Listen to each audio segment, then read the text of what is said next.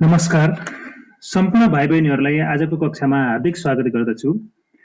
आज म कक्षा 11 को नेपाली पाठ्यपुस्तकको पाठ 4 अन्तर्गत योगमायाको जीवनीमा राखिएको अभ्यास शिक्षण गर्न गइरहेको छु।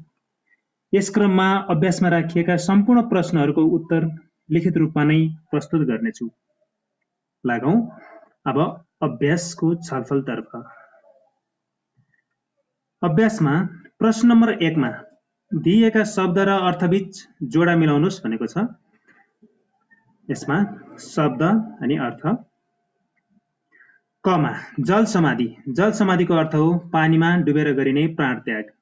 त्यस्तै गरी खमा बडा हाकिम। बडा हाकिमको अर्थ हो राणा शासनका समयमा र त्यसपछि पनि केही समय जिल्लाको सर्वोच्च प्रशासक। त्यसै गरी गमा छ आर्य समाज। आर्य समाजको अर्थ सनातन धर्ममा उदारता ल्याउन चलाइएको एक धार्मिक सम्प्रदाय। त्यसै गरी अर्को छ वैधव्य। वैधव्यको अर्थ हो विधवा हुनको भाव। त्यस्तै ङमा छ हठयोग। हठयोग भनेको पतञ्जलिद्वारा प्रतिपादित योग, यम, नियम आदिद्वारा शरीरलाई धेरै कष्ट दिएर चित्तवृत्तिलाई अन्तर्मुखी पार्ने योगको एक विधि हो हठयोग। त्यस्तै गरी अर्को छमा प्रताडना भनेको छ। प्रताडना भनेको पीडा। अर्को विचारी। छमा विचारी छ। विचारीको मुद्दा मामिलाको निचोड खिचेर न्यायाधीशलाई अवगत गराउने व्यक्ति।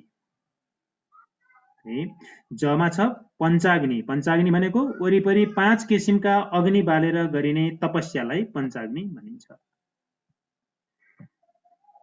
त्यसैगरी प्रश्न नम्बर 2 मा पाठ पढी गाढा गरिएका पदावलीको सट्टामा मिल्ने शब्द छानेर लेख्नुहोस् भनेको छ।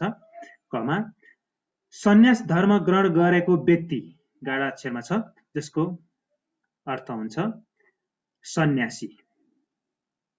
त्यस्तै गरी अर्को खमा गाढा गरिएका पदावलीहरूको चाहिँ अर्थ भन्ने क्रममा चाहिँ खमा परम्परादेखि चल्दै आएको परम्परागत हो।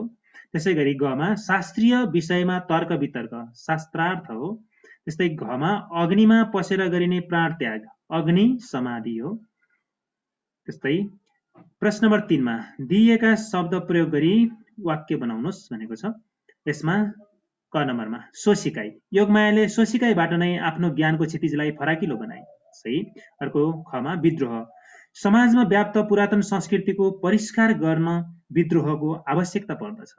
त्यस्तै गमा सञ्जाल। प्रविधिको विकासका कारण विश्वका घटना सामाजिक सञ्जालमा हेर्न सकिन्छ। त्यस्तै घमा धारा प्रवाह। धारा प्रवाह रूपमा प्रवचन दिन सक्ने खुबी भएकाले नै योगमायाप्रति मानिसहरूको श्रद्धाभाव बढेको थियो। ङमा योग साधना। योगमायाले योग साधनाका माध्यमबाट सामाजिक सचेतना विकास गरिन्। चमा निराहार। निराहारको योगमायाले योग साधना गर्दा निराहार विधिलाई समेत अपनाएकी थिइन्। छमा वर्णाश्रम। योगमायाले छुवाछुत र वर्णाश्रम जस्ता अव्यावहारिक चलनको विरोध गरिन्। जमा स्वैच्छिक। लैङ्गिक विभेदको विरोधी योगमायाले स्वैच्छिक विधवा विवाहको समर्थन गरिन्। त्यही झमा यज्ञस्थल भनेको छ। यज्ञस्थललाई धार्मिक यज्ञस्थलमा श्रद्धालु भक्तजनको घुइँचो लाग्ने गर्दछ। त्यही यमा स्मृति भनेको छ। स्मृति शब्दलाई वाक्य प्रयोग गर्दा जन्मभूमिमा बिताएको बाल्यकालीन जीवनको सुखद स्मृतिले आज मेरो मन रमाइरहेको छ। वाक्य बनाउन सकिन्छ। 4 मा दिएका शब्द प्रयोग गरी एउटा अनुच्छेद लेख्नुहोस् भनेको छ। यहाँ चाहिँ सासु, नन्द, आमाजु, सम्धी, जेठान, भदै, ससुरा जस्ता शब्दहरू दिएको छ। यसलाई अनुच्छेद बनाउने क्रममा उत्तर हाम्री बहिनीको घरमा आमा जस्तै सासु हुनुहुन्छ। बहिनीकी नन्द पनि छिन्। बहिनीकी आमाजुको विवाह भइसकेको छ। आज बाबा सम्धीलाई भेट्नु छ भनी बहिनीको घरमा जानुभएको थियो। बाबा घर फर्कने क्रममा जैले जेठानसँग नभेटी नहुने काम छ भन्नुभएको रहेछ। म भदैलाई लिएर बहिनीको घर जाँदा बाटामा बहिनीका ससुरा भेट भएपछि गफ गर्दै सँगै घरतर्फ लाग्यौं भनेर अनुच्छेद बनाउन सकिन्छ। जस्तै बोध अभिव्यक्तितर्फ जाउँ। बोध अभिव्यक्तिमा पाठ पढ्नुहोस् र दिइएका प्रश्नहरूको उत्तर भन्नुहोस् भनेको छ बोध अभिव्यक्तिमा। पहिलो प्रश्न कमा छ, योगमायाको जीवनी कति अनुच्छेदमा संरचित छ? यसको उत्तर योगमायाको जीवनी 9 अनुच्छेदमा संरचित छ। त्यस्तै खमा चौथो अनुच्छेदमा कतिवटा वाक्य छन्? चौथो अनुच्छेदमा 25 वटा वाक्य छन्। त्यस्तै गरी गमा दोस्रो अनुच्छेदमा योगमायाको जीवनको कुन अवस्थाको वर्णन गरिएको छ? वर्णन छ। यसमा चाहिँ दोस्रो अनुच्छेदमा योगमायाको जीवनको बाल्यकालीन, वैवाहिक र पारिवारिक अवस्थाको वर्णन छ भन्न सकिन्छ। त्यसै गरी घमा योगमायाको जल समाधिको सन्दर्भ कुन अनुच्छेदमा छ? प्रश्न छ। यसको उत्तरमा चाहिँ योगमायाको जल समाधिको सन्दर्भ 8औं अनुच्छेदमा छ भनेर प्रश्न अनुसार नै उत्तर लेख्नुपर्ने हुन्छ। त्यस्तै गरी अर्को चाहिँ 2 मा दिइएका वाक्यहरू जीवनीको कुन अनुच्छेदमा छन् पत्ता लगाउनुहोस्। कमा उनले तपस्याका निराहार, जलाहार, अल्पाहार जस्ता विधिहरूको प्रयोग गर्थिन् भन्ने यो चाहिँ उत्तरमा 4औं अनुच्छेदमा छ। त्यस्तै गरी यस्ता सामाजिक धार्मिक कार्य आर्य समाजीहरूको सुधार चेतना र साधु सन्तहरूको संगतले योगमायामा जीवन र समाजलाई हेर्ने नयाँ चेतना जागृत भइरहेको थियो भन्ने यो चाहिँ वाक्य उत्तरमा चाहिँ तेस्रो अनुच्छेदमा छ यो। त्यसै गरी अर्को गमा धर्मलाई राज्यले पनि मानवताको कोणबाट हेर्नुपर्छ भन्ने धारणा राख्ने योगमाया समन्यायमा जोड दिन्थिन् भनेको छ। यो चाहिँ कुन अनुच्छेदमा छ त भन्दा 7औं अनुच्छेदमा छ। त्यसै गरी घमा योगमायाले विक्रम सम्वत 1995 को कार्तिक 27 गते शनिबारका दिन सरकारले सत्य धर्मको भिक्षा नदिए आफ्ना तमाम भक्त सहित अग्नि समाधि लिने घोषणा गरिन् भन्ने यो वाक्य चाहिँ 7औं अनुच्छेदमा रहेको छ। त्यसै गरी गमा सत्यनिष्ठा र समतामूलक समाजको सपनाका लागि अनौठो क्रान्ति गर्ने योगमायाको दिन मानव सभ्यताको स्मृतिमा अमिट रहेको छ भन्ने यो वाक्य चाहिँ 9औं अनुच्छेदमा रहेको छ।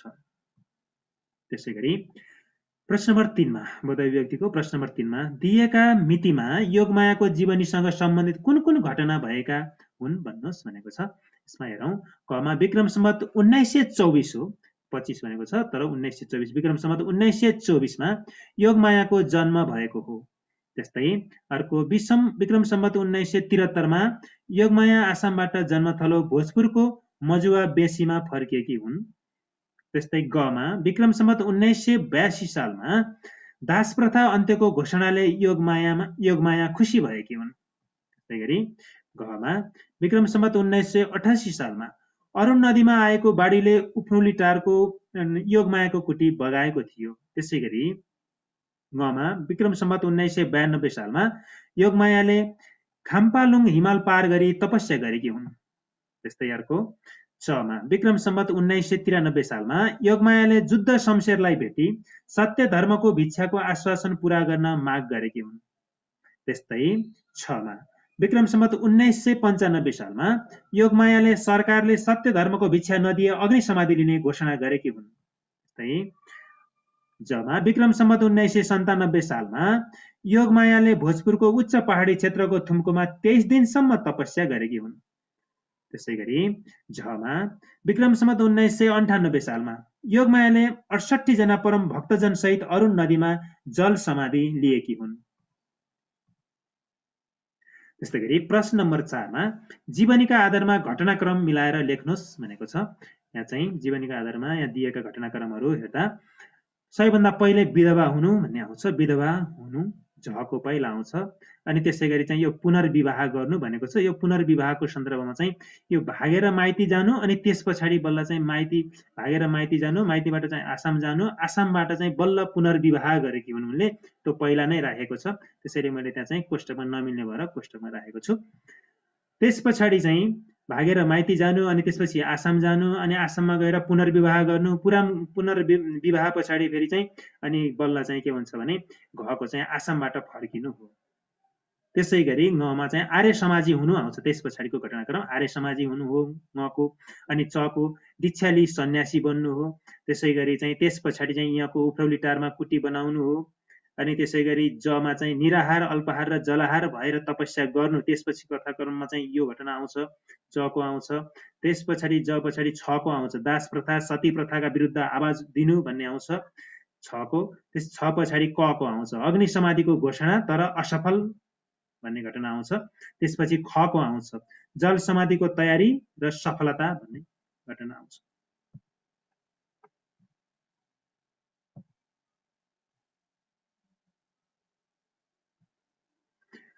प्रश्न नम्बर 5 मा चाहिँ पाठको चौथो अनुच्छेद पढ्नुहोस् र सोधिएका प्रश्नहरूको छोटो उत्तर लेख्नुहोस् भनेको छ। कको चाहिँ योगमायाले कुटी बनाएका ठाउँको नाम के लेख्नुहोस् भनेको छ। यसमा चाहिँ उत्तरमा योगमायाले कुटी बनाएका ठाउँहरूको नाम मजुवाबेसी, उप्रौलीटार र गौडेनी हो। खमा छ मानिसहरू योगमायासँग प्रभावित हुनको कारण के हो भनेको छ। यसको उत्तरमा चाहिँ मानिसहरू योगमायासँग प्रभावित हुनुको कारण योग साधना, तपस्या, समाज सुधारको चाहनाका साथै धारा प्रवाह रूपमा प्रवचन दिन सक्ने खुबी हो। त्यस्तै गरी गमा चाहिँ योगमायाले किन तपस्या गरेकी हुन् भन्ने प्रश्नको उत्तरमा चाहिँ योगमायाले साधना प्राप्ति, जीवनका सबै प्रकारका लोभ र मोहबाट उन्मुक्ति एवं समाज सुधारको चाहना पूरा गर्नका लागि तपस्या गरेकी हुन् भन्न सकिन्छ। त्यसैगरी घमा उनी कहिले निराहार, कहिले जलाहार, कहिले अल्पाहार तपस्या गर्थिन् भन्नुको तात्पर्य के हो, यसको आशय तात्पर्य के हो भनेर प्रश्न सोधेको छ। उत्तरमा योगमायाले साधनाको प्राप्ति, जीवनका सबै प्रकारका लोभ र मोहबाट उन्मुक्ति एवं समाज सुधारको चाहना पूरा गर्नका लागि कहिले केही पनि नखाई, कहिले चाहिँ पानी मात्र खाई, कहिले थोरै मात्र खाई कठोर व्रत र तपस्या गर्थिन् भन्नु नै उनी कहिले निराहार, कहिले जलाहार, कहिले अल्पाहार तपस्या गर्थिन् भन्नुको तात्पर्य हो। त्यस्तै ङमा योगमायाले जल समाधि नलिएको भए आन्दोलनले कस्तो स्वरूप लिन्थ्यो होला अनुमान गरी लेख्नुहोस् भनेको छ। यसमा चाहिँ उत्तरमा धर्मराज्य एवं न्यायपूर्ण समाजको निर्माणका लागि राणा प्रधानमन्त्री तथा सिङ्गो शासन व्यवस्थालाई चुनौती दिँदै क्रान्तिकारी कदम चालेकाले योगमायाले जल समाधि नलिएको भए आन्दोलन भड्की हिंसात्मक स्वरूप लिन्थ्यो होला भनेर यसको उत्तर लेख्न सकिन्छ। त्यसैगरी प्रश्न नम्बर 6 मा योगमाया छुवाछुत रहित अविस्मरणीय रहेको छ भन्ने यो अनुच्छेद छ। यो जीवनीको अंश पढी सोधिएका प्रश्नहरूको उत्तर लेख्नुहोस्, उत्तर दिनुहोस् भनेको छ। यसमा चाहिँ पहिलो प्रश्न छ योगमाया कस्तो समाजको खोजीमा लागिन्। यसको उत्तर योगमाया योग साधना, तपस्या, ध्यान चिन्तन र प्रवचनका माध्यमबाट सामाजिक सचेतना विकास गरी सत्यनिष्ठा, न्याय र समतामूलक समाज निर्माणको चाहना राखी अनौठो क्रान्ति गर्ने ऐतिहासिक महिला नेत्री भएकाले योगमाया निरङ्कुश शासकहरूको विरुद्ध विद्रोह गरी छुवाछुत रहित, शोषण रहित र भ्रष्टाचार रहित समाजको खोजीमा लागिन् भनेर त्यो अनुच्छेदसँग सम्बन्धित भएर उत्तर लेख्न सकिन्छ। त्यसरी खमा तत्कालीन समाजले आफ्नो विचारलाई अस्वीकार गरेपछि उनले कसरी विद्रोह गरिन्। यसको उत्तरमा चाहिँ योगमाया सामाजिक रूपान्तरणका लागि अथक सङ्घर्ष गर्ने क्रान्तिकारी योग साधक हुन्। उनले योग साधना, ध्यान, तपस्या, प्रवचन र सामाजिक व्यवहारका माध्यमबाट सती प्रथा, दास प्रथा, छुवाछुत जस्ता कुरीति र कुसंस्कारबाट मुक्त, न्याय र समतामूलक विभेदरहित समाज निर्माणका लागि सचेत विद्रोह गरेकी छिन्। तत्कालीन सामन्ती समाजले आफ्नो विचारलाई अस्वीकार गरेपछि उनले सामूहिक जल समाधिका माध्यमबाट अनौठो क्रान्ति गरी विद्रोह गरिन् भनेर यसको उत्तर लेख्न सकिन्छ। त्यसैगरी गमा योगमायाको सम्मानमा के कस्ता कामहरू भएका छन् भन्ने कुरा यो चाहिँ छको चाहिँ गमा योगमायाको सम्मानमा के कस्ता कामहरू भएका छन् भन्ने चाहिँ यो छको गमा हो। यसको उत्तर हेरौँ। योगमायाको सम्मानमा उनको स्मृतिमा सर्वार्थ योगवाणी नामक कृतिका साथै अनुसन्धानात्मक कृतिहरू र योगमाया शीर्षकको उपन्यास प्रकाशित गर्ने जस्ता कामहरू भएका छन् भनेर लेख्न सकिन्छ। त्यस्तै प्रश्न नम्बर 7 मा दिइएको जीवनीको अंश पढी सोधिएका प्रश्नहरूको उत्तर लेख्नुहोस् भनेको छ। यसमा कमा प्रश्न छ योगमायाको धर्म सम्बन्धी मान्यता कस्तो रहेको थियो। उत्तरमा हेरौँ। योगमाया तत्कालीन सामन्ती समाजमा धर्मका नाममा व्याप्त शोषण, दमन, अन्याय, अत्याचार, दासता, विभेद, असमानता, कुरीति, कुसंस्कार, कुप्रथा, आडम्बरीपन जस्ता धार्मिक विकृति र विसङ्गतिहरूको खुलेर विरोध गर्थिन्। जातीय आधारमा गरिने विभेद एवं छुवाछुतलाई घोर अपराध अनि मानव सभ्यताकै कलङ्क ठान्थिन्। सनातनी परम्पराका नाममा जातका आधारमा फरक फरक कानुन प्रचलनमा रहेको त्यतिखेरको समाजमा छुवाछुत र वर्णाश्रमको खुलेर विरोध गर्थिन्। पूजा, आराधना, भजन, कीर्तन, प्रसाद वितरण र ग्रहणमा बिना भेदभाव सबैलाई सबै धार्मिक गतिविधिमा समान सहभागी गराउनुपर्छ भन्ने योगमायाको धर्म सम्बन्धी मान्यता रहेको छ भनेर कको उत्तर लिन सकिन्छ। त्यस्तै गरी खमा छ, पाठ समेतका आधारमा योगमायाले गरेका सुधारका प्रयासहरूको वर्णन गर्नुहोस् भनेको छ। यस प्रश्नको उत्तर चाहिँ योगमाया समाज सुधारका लागि अथक सङ्घर्ष एवं सचेत क्रान्ति गर्ने ऐतिहासिक योग साधक हुन्। उनले योग साधना, ध्यान, तपस्या, प्रवचन र सामाजिक व्यवहारका माध्यमबाट सती प्रथा, दास प्रथा, छुवाछुत जस्ता कुरीति र कुसंस्कारबाट मुक्त, न्याय र समतामूलक विभेदरहित समाज निर्माणका लागि सचेत विद्रोह गरेकी छिन्। उनले तत्कालीन सामन्ती शासन व्यवस्था एवं सनातनी धार्मिक आडम्बरी विभेदकारी एकाधिकारवादी समाजमा व्याप्त धार्मिक, सामाजिक, प्रशासनिक, आर्थिक तथा राजनीतिक क्षेत्रका विकृति एवं विसङ्गतिको खुलेर विरोध गरेकी छिन्। सबैलाई सबै धार्मिक गतिविधिमा समान सहभागी गराएकी छिन्। लैङ्गिक, जातीय, वर्गीय, धार्मिक, सांस्कृतिक, आर्थिक सबै खालका विभेद अनि वर्णाश्रमको घोर विरोध गरी विभेद रहित आदर्श, सभ्य, न्याय र समतामूलक समाज निर्माणका लागि अग्नि समाधिको प्रयासदेखि जल समाधि लिएर प्राण त्याग गरी योगमायाले समाज सुधारका लागि सचेत विद्रोहदेखि अनौठो क्रान्ति गरेकी छिन् भनेर खको उत्तर लिन सकिन्छ। त्यसै गरी उत्तर दिनुहोस् भनेको छ प्रश्न नम्बर 8 मा। प्रश्नहरू कमा योगमायाको बाल्यावस्था र किशोरावस्था कस्तो रह्यो? उत्तरमा यसरी लेख्न सकिन्छ। योगमायाको जन्म भोजपुर जिल्लाको नेपाली डाँडाको सिम्ले भन्ने सानो गाउँमा विक्रम सम्वत 1924 सालमा माता चन्द्रकलाको कोखबाट पहिलो सन्तानका रूपमा भएको थियो। परिवारमा उनी 2 भाइकी एक्ली दिदी थिइन्। 7 वर्षकै कलिलो उमेरमा सामाजिक परम्परा अनुसार उनको विवाह भएको थियो। सानै उमेरमा विवाह भएकाले आफ्नो पति भनेर चिन्न नपाउँदै विवाह गरेको 2 वर्षमा नै विधवा हुन पुगेकाले उनी बाल्यावस्थामा नै वैवाहिक जीवनको अनुभूति गर्न नपाउँदै विधवाको पीडादायी जीवन बाँच्न विवश हुन पुगिन्। बाल स्वभाव र गुणका आधारमा घर परिवार समाजबाट नै तिरस्कारका साथै शारीरिक र मानसिक यातनाको समेत शिकार भइन्। रूढिवादी एवं अन्धविश्वासी सामाजिक परिवेशमा सानै उमेरमा असहज विधवा जीवन व्यतीत गर्ने क्रममा सासू र नन्दको प्रताडना सहन नसकेपछि भागेर माइतीमा आए पनि घर गरी खान नसकेकी भनी प्रशस्त निन्दा सहनु पर्यो अनि माइती पक्षबाट सामाजिक प्रचलन अनुसार घर फर्काउने प्रयत्न गरियो, जसका कारण योगमायाको बाल्यावस्था र किशोरावस्था अत्यन्त पीडादायी एवं शारीरिक र मानसिक दुवै दृष्टिले कष्टप्रद रह्यो भन्न सकिन्छ यस प्रश्नको उत्तरमा। श्री प्रश्न नम्बर खमा चाहिँ खको प्रश्न छ, योगमाया कसरी आध्यात्मिक विषयमा आकृष्ट भइन् भनेको छ। यस प्रश्नको उत्तर यस प्रकार लेख्न सकिन्छ। उत्तर, सामाजिक परम्परा अनुसार बाल्यावस्थामा नै विवाह गर्न बाध्य भएकी योगमाया विवाह गरेको 2 वर्षमा नै विधवा भएपछि घर परिवार, माइती र समाज सबैतिरबाट अपहेलित र तिरस्कृत भएपछि विद्रोहको चेतना जागी आसाम पुगेपछि मृत्यु संस्कारका विरुद्ध विवाह गर्दा पुनः पति वियोगमा भाव विह्वल भए पनि पुनः विवाह गरी छोरी जन्माइन्। योगमाया सामाजिक क्रियाकलापमा सक्रिय सहभागिता जनाउँदै नेतृत्वको भूमिका निर्वाह गर्न थालिन्। सामाजिक आर्थिक कार्य, आर्य समाजीहरूको सुधार चेतना र साधु सन्तहरूको सङ्गतले योगमायामा जीवन र समाजलाई हेर्ने नयाँ चेतना जागृत हुन पुग्यो। धार्मिक आध्यात्मिक क्रियाकलापको सहभागिताले चेतना अभिवृद्धि भई जीवन भोगाइको पीडा र विसङ्गतिपूर्ण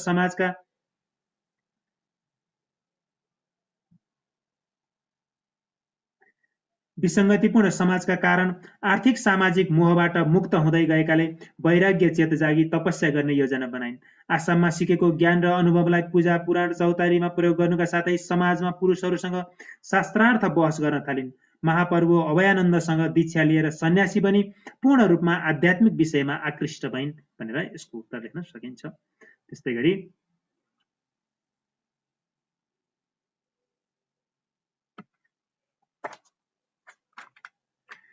खमा योगमाया कसरी आध्यात्मिक विषयमा आकृष्ट भइन् भन्ने प्रश्नको उत्तर हामीले भनिसक्यौँ। अब चाहिँ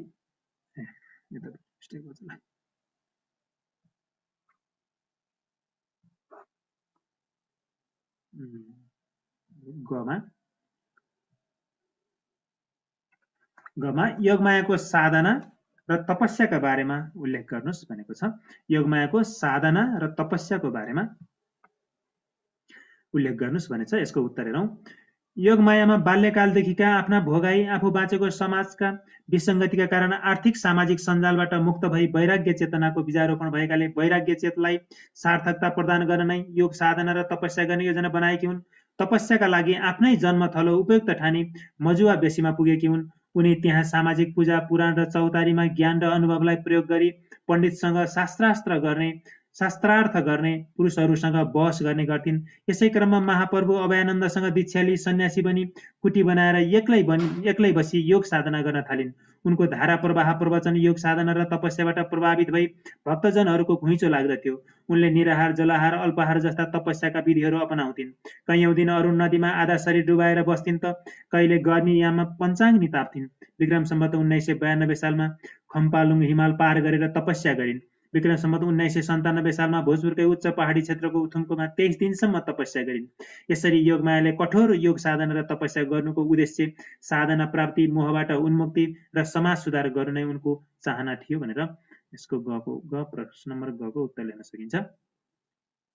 त्यस्तै गरी घमा योगमायाको अग्नि समाधिको योजना कसरी असफल भयो भन्ने प्रश्न छ। यस प्रश्नको उत्तर यस प्रकार लेख्न सकिन्छ। योग साधना र तपस्याबाट साधना प्राप्ति गरी जीवनका सबै प्रकारका मोह, लोभ र मोहबाट मुक्त हुँदै समाज सुधारको चाहना राखेकी योगमायाले राज्यले धर्मलाई मानवताका कोणबाट हेर्नुपर्छ भन्ने मान्यता राख्थिन्। उनले सत्य धर्मको भिक्षा माग्न मानिसहरू पठाए पनि आश्वासनमै सीमित रहेपछि पुनः उनले जुद्ध शमशेरलाई भेटी माग पूरा गर्न आग्रह गरे पनि आश्वासन कार्यान्वयनमा नआएपछि विक्रम सम्वत 1995 कार्तिक 27 गते सरकारले सत्य धर्मको भिक्षा नदिए आफ्ना तमाम भक्तजन सहित अग्नि समाधि लिने घोषणा गरिन्।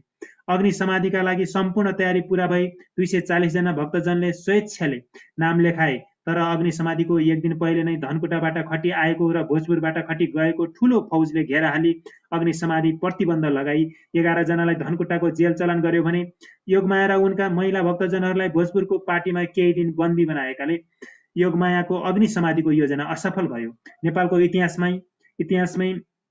इतिहासकै महिला बन्दी बनाएको पहिलो घटना अनि सामन्ती सत्ताको विरुद्ध एउटी महिलाको नेतृत्वमा भएको अनौठो र साहसिक विद्रोहलाई बलपूर्वक दबाएकाले योगमायाको अग्नि समाधिको योजना असफल भयो भनेर प्रश्न नम्बर ग को उत्तर दिन सकिन्छ। त्यस्तै गरी नमा छ योगमायाको जीवनीबाट पाइने शिक्षा के हो? योगमायाको जीवनीबाट पाइने शिक्षा के हो? यसको उत्तर हेरौँ। योग साधना, तपस्या, ध्यान, चिन्तन र प्रवचनका माध्यमबाट सामाजिक चेतना विकास गरी आदर्श, सभ्य, विभेद रहित, न्याय र समतामूलक समाज निर्माणका लागि निरङ्कुश सामन्ती सत्ताको विरुद्धमा विद्रोह गरी धर्म राज्य स्थापनार्थ जल समाधि लिई प्राण उत्सर्ग गर्ने ऐतिहासिक क्रान्ति योद्धा, योग साधक, सामाजिक परिवर्तनकी अभियन्ता, निडर साहसी महिला नेत्री हुन् योगमाया। निरङ्कुश सरकार, गलत सामाजिक न्यायिक परिपाटी एवं धार्मिक, सामाजिक, प्रशासनिक, आर्थिक, राजनीतिक क्षेत्रका विकृति र विसङ्गतिको अन्त्य गरी छुवाछुत रहित, शोषण रहित, भ्रष्टाचार रहित समाज निर्माणका साथै सती प्रथा, दास प्रथा, छुवाछुत जस्ता कुरीतिबाट मुक्त न्यायपूर्ण समाज निर्माणको चाहना राखी सशक्त विद्रोह एवं अनौठो क्रान्ति गर्ने अग्रगामी योग साधक हुन् योगमाया। उनको जीवनीबाट व्यक्तिगत स्वार्थबाट माथि उठी सामाजिक एवं राष्ट्रिय स्वार्थलाई सर्वोपरि ठान्नुपर्छ, आदर्श सभ्य समाज निर्माणका लागि समाजमा व्याप्त शोषण, दमन, अन्याय, अत्याचार, भ्रष्टाचार, विकृति, विसङ्गतिका विरुद्ध आवाज उठाउनुपर्छ, कुरीति, कुसंस्कार अन्त्यका लागि आवाज भड्काउनुपर्छ, सामाजिक सचेतना एवं जागरण ल्याउनुपर्छ, राज्यको गलत व्यवस्था एवं परिपाटीको विरोध गर्नुपर्छ, धार्मिक सांस्कृतिक दासताको अन्त्य गर्नुपर्छ, वर्ग, जात, धर्म, लिङ्गका आधारमा गरिने विभेद अन्त्य गरी न्याय र समतामूलक समाज निर्माणका लागि सचेत विद्रोह गर्नुपर्छ, आवश्यक परे गलत राज्य व्यवस्थाका विरुद्ध प्राण समेत उत्सर्ग गर्नुपर्छ भन्नु नै योगमायाको जीवनीबाट पाइने शिक्षा हो भन्न सकिन्छ। त्यस्तै व्याख्या गर्नुस् भनेको छ प्रश्न नम्बर 9 मा। व्याख्यामा चाहिँ ती तपस्याका विविध मोडहरूको मुख्य उद्देश्य जीवनका लोभ र मोहबाट मुक्त हुँदै समाज सुधारको चाहना राख्नु थियो भन्ने यो चाहिँ पंक्ति छ। यो चाहिँ जीवनीको अंश छ। यसलाई चाहिँ व्याख्या गर्ने क्रममा पहिलो चाहिँ प्रसङ्गमा, उत्तरमा चाहिँ पहिलो अनुच्छेद प्रसङ्गमा प्रस्तुत गद्यांश कक्षा 11 को नेपाली पाठ्यपुस्तकमा संकलित योगमाया शीर्षकको जीवनीबाट उद्धृत गरिएको हो। यस जीवनीका लेखक यसै पाठ्यपुस्तकका लेखक हुन्। यस जीवनीमा योग साधना, तपस्या, ध्यान, चिन्तन र प्रवचनका माध्यमबाट सामाजिक सचेतना विकास गरी आदर्श र सभ्य, न्याय र समतामूलक समाज निर्माणका लागि ऐतिहासिक क्रान्तिकारी योग साधक योगमायाले गरेको अथक सङ्घर्षको चित्रण गरिएको छ। प्रस्तुत व्याख्यांश योगमायाको योग साधनाको चर्चा गर्ने प्रसङ्गमा आएको हो भनेर पहिलो अनुच्छेद लेख्न सकिन्छ। त्यसैगरी दोस्रो अनुच्छेद व्याख्यांशमा व्याख्या गर्ने अनुच्छेद दोस्रो, योगमाया योग साधनाको माध्यमबाट समाज सुधारको चाहनालाई पूरा गर्न अथक सङ्घर्ष गर्ने सचेत क्रान्ति योद्धा हुन्। योगमायाको तपस्याको मुख्य उद्देश्य नै साधना प्राप्ति र जीवनका सबै प्रकारका लोभ र मोहबाट उन्मुक्ति भई समाजमा व्याप्त धार्मिक, सामाजिक, प्रशासनिक, आर्थिक, राजनीतिक क्षेत्रका विकृति र विसङ्गतिहरूको अन्त्य गरी छुवाछुत रहित, शोषण रहित, भ्रष्टाचार रहित, न्याय र समतामूलक समाज निर्माणको चाहना थियो। योग साधना, ध्यान, तपस्या, प्रवचन, सामाजिक व्यवहारका माध्यमबाट सती प्रथा, दास प्रथा, छुवाछुत जस्ता कुरीति र कुसंस्कारबाट मुक्त न्यायपूर्ण समाज निर्माण गर्ने नै उनको मुख्य उद्देश्य थियो। समाज सुधारको साध्यलाई योग साधना र तपस्याको साधनले प्रमाणित गर्ने उनको चाहना थियो। जबसम्म मानिसको जीवनमा लोभ, लालच र मोह जस्ता व्यक्तिगत स्वार्थीपन हावी हुन्छन्, तबसम्म कुनै पनि मानिस सामाजिक एवं राष्ट्रिय स्वार्थमा ध्यान केन्द्रित गर्न सक्दैन। आफ्नै सुख सुविधालाई प्राथमिकतामा राख्ने मान्छेले कहिल्यै पनि सामाजिक भलाइको चिन्तन गर्न सक्दैन, बरु चाकरी, चाप्लुसी, भ्रष्टाचार मौलाउँछ। योगमाया सम्पूर्ण भौतिक मोहबाट मुक्त थिइन्। उनको जीवनको एउटै मात्र लक्ष्य समाज सुधार थियो। उनमा आर्य समाजी र साधु सन्तको सङ्गतले जीवन र समाजलाई हेर्ने नयाँ दृष्टिकोण, नयाँ चेतना जागृत भएको थियो। उनमा जीवन भोगाई र सामाजिक विकृतिका कारण आर्थिक सामाजिक सञ्जालबाट मुक्त हुँदै वैराग्य चेतको विकास भएपछि शास्त्रार्थ क्षमता विकाससँगै सन्यासी बनी धारा प्रवाह प्रवचन दिन थाले। भक्तजनहरू उनको प्रवचन, योग साधना र तपस्याबाट प्रभावित हुन्थे। उनले मौसम र वातावरणमा समायोजन हुन निराहार, जलाहार, अल्पाहार जस्ता तपस्या विधि अपनाउँथिन्। कैयौं दिन अरुण नदीमा आधा शरीर डुबाएर बस्थिन् त कहिले गर्मीयाममा पञ्चाङ नितार्थिन्, कहिले हिमाल पारी त कहिले उच्च पहाडी क्षेत्रमा तपस्या गर्थिन्। यस्ता कठोर तपस्याले उनलाई दृढ बनाउँथ्यो।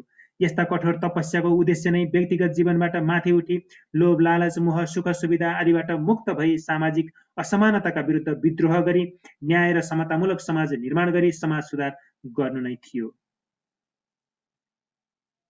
योगमायाले राज्यले धर्मलाई मानवताको कोणबाट हेर्नुपर्छ भनी समन्यायमा जोड दिन्थिन्। त्यसैले उनले सत्य धर्मको भिक्षा माग्दा सरकारले केवल आश्वासन मात्रै दिएपछि माग पूरा गराउन दबाव स्वरूप अग्नि समातिको घोषणा गरिन्, जुन सरकारले सफल हुन नदिए पनि सामन्ती सत्ताको सशक्त विद्रोह थियो।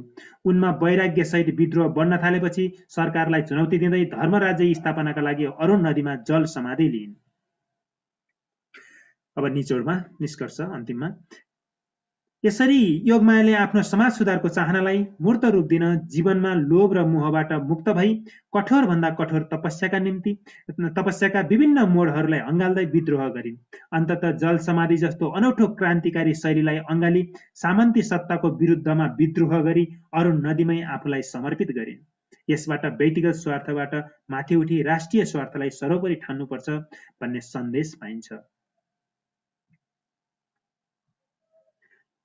लागौं अब प्रश्न नम्बर 10 तर्फ। 10 मा चाहिँ सत्यनिष्ठा र समतामूलक समाजको स्थापनामा योगमायाले दिएको योगदानको चर्चा गर्नुहोस् भनेको छ। यो चाहिँ विवेचनात्मक प्रश्न हो। यस प्रश्नको उत्तर यस प्रकार छ। उत्तर: योग साधना, तपस्या, ध्यान, चिन्तन र प्रवचनको माध्यमबाट सामाजिक सचेतना विकास गरी विभेद रहित न्याय र समतामूलक आदर्श र सभ्य समाजको निर्माणका लागि निरङ्कुश सरकार र सामन्ती सत्ताको साहसिक विद्रोह गर्ने ऐतिहासिक महिला नेत्री हुन् योगमाया न्यौपाने। योगमायाको जन्म विक्रम सम्वत 1924 सालमा श्रीलाल न्यौपाने र चन्द्रकला न्यौपानेको पहिलो सन्तानका रूपमा भोजपुरको सिमले भन्ने गाउँमा भएको थियो। योगमाया योग साधनाको माध्यमबाट समाज सुधारको चाहनालाई पूरा गर्न अथक सङ्घर्ष गर्ने सचेत क्रान्ति योद्धा हुन्। योगमायाको योग साधना र तपस्याको मुख्य उद्देश्य नै साधना प्राप्ति र जीवनका सबै प्रकारका लोभ र मोहबाट उन्मुक्ति भई समाजमा व्याप्त धार्मिक, सामाजिक, प्रशासनिक, आर्थिक, राजनीतिक क्षेत्रका विकृति र विसङ्गतिहरूको अन्त्य गरी छुवाछुत रहित, शोषण रहित, भ्रष्टाचार रहित, सत्यनिष्ठा र समतामूलक समाज निर्माणको चाहना नै थियो। योग साधना, ध्यान, तपस्या, प्रवचन र सामाजिक व्यवहारका माध्यमबाट सती प्रथा, दास प्रथा, छुवाछुत जस्ता कुरीति र कुसंस्कारबाट मुक्त न्यायपूर्ण समतामूलक समाज निर्माण गर्ने नै मुख्य उद्देश्य थियो।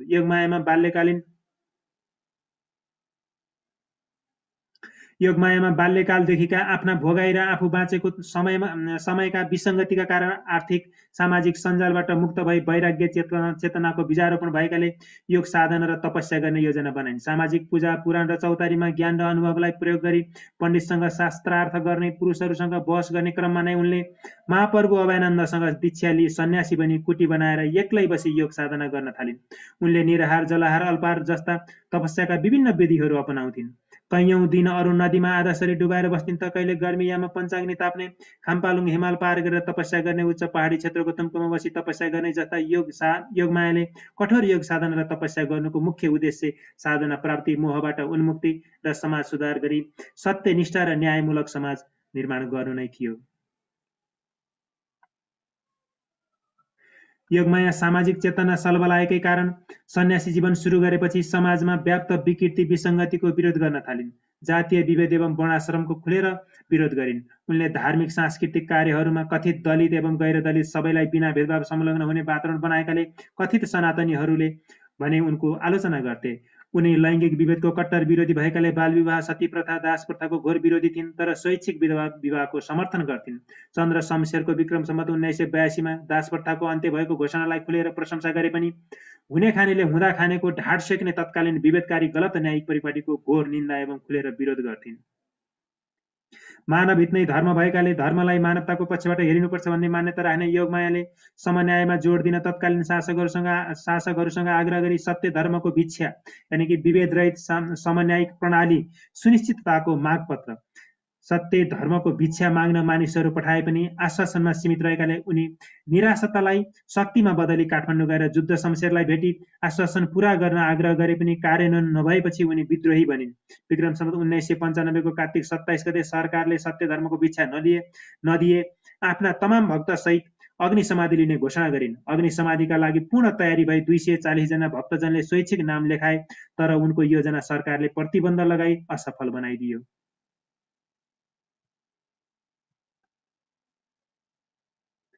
सरकारले 11 जनालाई जेल चलान गर्नुका साथै उनी लगायत उनका महिला भक्तजनलाई केही दिन बन्दी बनायो, जुन महिलालाई बन्दी बनाएको ऐतिहासिक पहिलो घटना हो अनि तत्कालीन निरङ्कुश सरकार र सामन्ती सत्ताको विरुद्धमा महिलाको नेतृत्वमा भएको विश्व इतिहासकै अनौठो साहसिक सशक्त विद्रोह थियो। अग्नि समाधि असफल भएपछि उनमा वैराग्य सहितको विद्रोह झनै बढ्न गई गहन साधना, ध्यान र तपस्यामा डुब्न थालिन्। अग्नि समाधि काण्डबाट चिडिएको निरङ्कुश सामन्ती सरकार झन बर्बर र दमनकारी बन्न थाल्यो। उनले राज्य सत्तालाई नै चुनौती दिँदै शासकको विरुद्धमा गोप्य रूपमा जल समाधि लिने योजना बनाइन्, जुन उनी र उनका अनुयायीहरूको विचारमा मुक्ति प्राप्तिको सही मार्ग थियो। अग्नि समाधि काण्डमा पक्राउ परेका सबै जेलमुक्त भएपछि उनले 68 जना परम भक्तजन सहित विक्रम सम्वत 1998 असार 22 गते हरिशयनी एकादशीको दिन सूर्योदय नहुँदै अधर्मको अन्त्य होस्, धर्म राज्य स्थापना होस्, मुक्तिको द्वार खुलोस् भन्दै अरुण नदीमा जल समाधि लिएर भौतिक शरीरलाई नदीमै समर्पित गरिन्। यसरी ऐतिहासिक महिला नेत्री योगमायाले सत्यनिष्ठा र समतामूलक समाजको स्थापनाका लागि जीवनका लोभ र मोहबाट मुक्त हुँदै तपस्याका विभिन्न मोडहरूलाई अँगाली अन्तत जल समाधि जस्तो अनौठो क्रान्तिकारी शैलीलाई अपनाउँदै सामन्ती सत्ताको विरुद्धमा सशक्त विद्रोह गरी प्राण त्याग गरिन्। यसबाट व्यक्तिगत स्वार्थबाट माथि उठी राष्ट्रिय स्वार्थलाई सर्वोपरि ठान्नुपर्ने सन्देश पाइन्छ। यो थियो विवेचनात्मक प्रश्नको उत्तर। अब प्रश्न नम्बर 11 मा दिइएको अनुच्छेद पढ्नुहोस् र सोधिएका प्रश्नहरूको उत्तर लेख्नुहोस् भनेको छ। कमा सञ्चारका माध्यम तथा यातायातका साधनले संसारलाई कसरी नजिक बनाएको छ? यस प्रश्नको उत्तर सञ्चार माध्यमका साधनले संसारका कुना कुनामा तुरुन्तै सम्पर्क गरी दोहोरो कुराकानी गर्न र विश्वमा घटेका विभिन्न घटनाहरूका बारेमा घरमै बसी बसी समाचार हेर्न र सुन्न सक्ने बनाएर अनि यातायातका साधनहरूले टाढा टाढाको गन्तव्यलाई पनि सुगम तुल्याइदिएर संसारलाई नजिक बनाएको छ भनेर लेख्न सकिन्छ। खमा यन्त्र मानवले मानिसलाई कसरी सघाउँछ? यन्त्र मानवले मानिसलाई वैज्ञानिक, औद्योगिक, घरायसी आदि विविध क्षेत्रमा मानिसले जस्तै काम गरेर सघाउँछ। यसको उत्तर लेख्नुहुन्छ। गमा वैज्ञानिक क्षेत्रमा भएको आशातीत प्रगतिले मानव जीवनलाई कस्तो बनाएको छ भन्ने प्रश्नको उत्तरमा वैज्ञानिक क्षेत्रमा भएको आशातीत प्रगतिले मानव जीवनलाई घरायसी कामदेखि लिएर कृषि, उद्योग, वाणिज्य आदि क्षेत्रमा सुखी, सम्पन्न र सुविधायुक्त बनाएको छ भन्न सकिन्छ। त्यसरी घमा वैज्ञानिक र अनुसन्धान शब्दको निर्माण प्रक्रिया देखाउनुहोस् भनेको छ। वैज्ञानिक शब्द चाहिँ विज्ञान प्लस इक, विज्ञान शब्दमा इक प्रत्यय लगाएर बनेको भने अनुसन्धान सन्धान शब्दमा अनु उपसर्ग लागेर बनेको भन्न सकिन्छ। त्यसैगरी प्रश्न नम्बर 12 मा दिएको अनुच्छेद पढ्नुहोस् र सोधिएका प्रश्नहरूको उत्तर लेख्नुहोस् भनेको छ। कमा सरकारले किन निषेधाज्ञा जारी गरेको हो? उत्तरमा सरकारले महामारीको समय भएकाले निषेधाज्ञा जारी गरेको हो भन्न सकिन्छ। त्यसैगरी चाहिँ खमा जय मङ्गलले कसरी शनाखत गरी हिँड्छ? यसको उत्तरमा जय मङ्गलले हदम्यादको कुरै नबुझी शनाखत गरेर हिँड्छ। त्यस्तै गरी गमा माथिको पाठमा ऊ भनेको को होला? नेक्स्टको उत्तर माथिको पाठमा ऊ भनेको जय मङ्गल हो।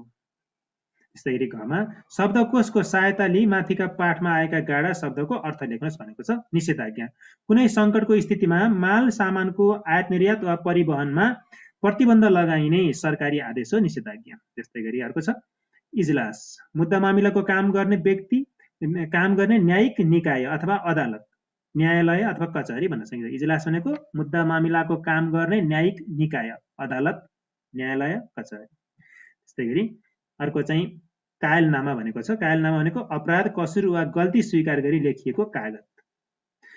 गैर न्यायिक भनेको न्यायको विपरीत भएको। त्यस्तै उत्प्रेषण भनेको तल्लो तहको अदालतले गरेका कारबाहीको पुनरावलोकन गर्ने समावेश। त्यस्तै गरी अरु मुल्तवी अर्को कारबाहीको टुङ्गो लागेपछि किनारा लगाउने गरी स्थगित गरिएको मुद्दा मामिला। जमानी भनेको अभियोग लागेको व्यक्तिले दायित्व पूरा नगरे आफू गर्छु भनी जिम्मा लिने व्यक्ति जमान गर्ने व्यक्ति। हदम्याद भनेको कुनै काम कुरो गर्न तोकिएको अवधि निर्धारित समय आखिरी म्याद। शनाखत अड्डा खानामा सम्बन्धित व्यक्तिका सामुन्ने यो काम मैले गरेको हुँ भन्ने लेखी गरिने सही छापलाई शनाखत भनिन्छ। पेटबोली भनेको भित्री विवरणको कुरो निवेदन पत्र अथवा फिर्याद पत्र। बन्द सवाल लिखित प्रश्नावली पठाई बकाएका साक्षी वा व्यक्तिको बकपत्र। सकारनामा कुनै कुरा स्वीकार वा कबुल गर्दा नियम मुताबिक लेखिने कागज अथवा मन्जुरनामा। दरपिट अड्डा अदालतमा दर्न लगिएका फिर्याद वा नालिस। महामारी संक्रामक रोग। त्यस्तै गरी हाजिर जमानी भनेको कुनै अपराधमा लागेको मानिस अड्डाले खोजेको बखत हाजिर गराउला भनी बीचको मानिसले आफू जमानी भई लेखिदिने कागज। तारिख भनेको अड्डा अदालतबाट झगडियालाई हाजिर हुन आउनु भनी लेखिदिएको मिति अथवा तारिख। सुनाई बलाइमा प्रश्न नम्बर 1 मा छ सुनाई पाठ 4 का आधारमा दिइएको खाली ठाउँमा मिल्ने शब्द भर्नुहोस्। कमा जय पृथ्वीबहादुर सिंहले आइएसम्मको औपचारिक शिक्षा लिएका थिए। सेतो कलरमा खाली ठाउँमा शब्द भरेको मैले सेतो कलरमा राखेको छु। त्यसै गरी खमा जय पृथ्वीबहादुर सिंहलाई आधुनिक शिक्षाका खाली ठाउँमा चाहिँ जनक भनिन्छ। त्यस्तै गरी गमा जय पृथ्वीबहादुर सिंहले नेपालको जेठो पत्रिका खाली ठाउँमा गोरखापत्रको प्रधान सम्पादक भई काम गरेका थिए। त्यस्तै गरी घमा जय पृथ्वीबहादुर सिंहले कलकत्ता रहँदा कूटनीतिज्ञको भूमिका निर्वाह गरेका थिए। कलकत्ता भयो खाली ठाउँमा। घमा जय पृथ्वीबहादुर सिंह खाली ठाउँमा मानवतावादी विचारक थिए। सुनाई बलाइको चाहिँ 2 मा सुनाई पाठ 4 का आधारमा छोटो उत्तर दिनुहोस् भनेको छ। जय पृथ्वीबहादुर सिंह कस्ता कार्य गरेका थिए? जय पृथ्वीबहादुर सिंहले कस्ता कार्य गरेका थिए? क को प्रश्नमा। उत्तरमा चाहिँ जय पृथ्वीबहादुर सिंहले पाठशाला खोल्ने, पाठ्यपुस्तक लेख्ने, पत्रपत्रिकाको सम्पादन व्यवस्थापन गर्ने, गोरेटो एवं पुल बनाउने जस्ता विकास निर्माणका कार्य, हाट बजारको व्यवस्था, मानवीय सेवा, समाज सुधार, कूटनीतिज्ञको भूमिका निर्वाह गर्ने जस्ता कार्यहरू गरेका थिए। खमा जय पृथ्वीबहादुर सिंहले कतिसम्मको औपचारिक शिक्षा हासिल गरेका थिए? जय पृथ्वीबहादुर सिंहले आइएसम्मको औपचारिक शिक्षा हासिल गरेका थिए। गमा जय पृथ्वीबहादुर सिंहले कुन क्षेत्रमा भूमिका निर्वाह गरेका थिए भन्ने छ। यसको उत्तरमा जय पृथ्वीबहादुर सिंहले शिक्षा, पत्रकारिता, लेखन, समाज सुधार, कूटनीतिक, मानवतावाद, न्यायिक आदि क्षेत्रमा भूमिका निर्वाह गरेका थिए। त्यस्तै गरी प्रश्न नम्बर 3 मा सुनाई पाठ 4 का आधारमा उत्तर भन्नुहोस् भनेको छ। कमा जय पृथ्वीबहादुर सिंहले के कस्ता पाठ्यपुस्तक लेखेका थिए? यसको उत्तरमा जय पृथ्वीबहादुर सिंहले अक्षराङ्क शिक्षा, व्यवहारमाला, श्रेष्ठताबोध, शिक्षा दर्पण, प्राकृत व्याकरण, तत्त्व पदार्थ तत्त्व विवेक, भूगोल शिक्षा जस्ता विविध विषयका पाठ्यपुस्तक लेखेका थिए। खमा जय पृथ्वीबहादुरलाई किन बहुमुखी प्रतिभाका धनी व्यक्तित्व भनिन्छ? यसमा चाहिँ उत्तरमा जय पृथ्वीबहादुरले शिक्षा, पत्रकारिता, लेखन, समाज सुधार, कूटनीतिक, मानवतावाद, न्यायिक जस्ता विभिन्न क्षेत्रमा महत्त्वपूर्ण भूमिका निर्वाह गर्न सफल भएकाले उनलाई बहुमुखी प्रतिभाका धनी भनिएको हो। यसको उत्तर लेख्न सकिन्छ। त्यसैगरी अर्को छ गमा जय पृथ्वीबहादुर सिंहका व्यक्तित्वका क्षेत्रहरू कुन हुन्? जय पृथ्वीबहादुर सिंहका व्यक्तित्वका क्षेत्रहरू कुन हुन् भनेको छ। यसको उत्तरमा चाहिँ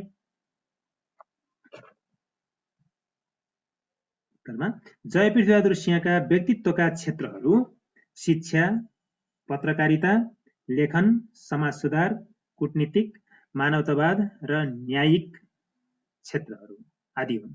न्यायिक आदि क्षेत्रहरू हुन् भन्न सकिन्छ।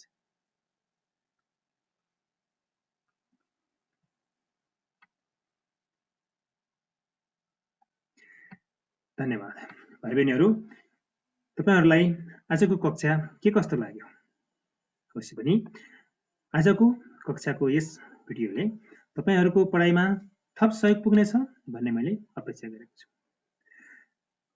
अन्य पाठहरुको विश्लेषण, प्रश्न उत्तर, व्याकरण अभ्यास हल गरिएका भिडियोहरू यानि कि पाठको विश्लेषण गरिएका अभ्यासका सम्पूर्ण अभ्यासका प्रश्नहरुको उत्तर लेखेर हल गरिएका व्याकरण अभ्यासहरु सबै हल गरिएका, सैद्धान्तिक अथवा अभ्यास सबै हल गरिएका यस्तै कक्षाहरू, यस्तै भिडियोहरू तपाईहरुले हेर्न चाहनुहुन्छ भने यस युट्युब च्यानललाई सब्स्क्राइब गर्नुहोला। सब्स्क्राइब लेखेको रातो बटन थिच्नुहोला अनि लाइक कमेन्ट गर्न पनि नभुल्नुहोला र सँगसँगै शेयर पनि गरिदिनुहोला।